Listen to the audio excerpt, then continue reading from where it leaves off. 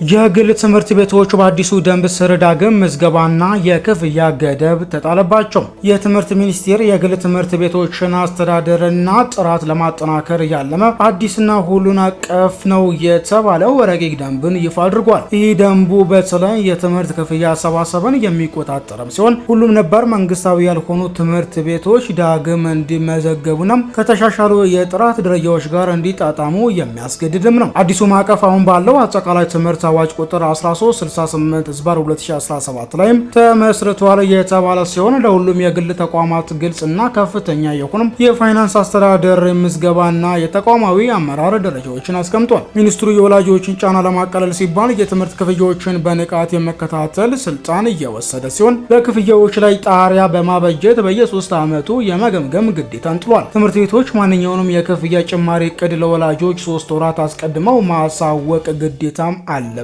ተብሏል። ለሁሉም ክፍያዎች ደግሞ ኦፊሻላዊ ደረሰኝ መስጠት እንደሚኖርባቸውም ይጠበቃል።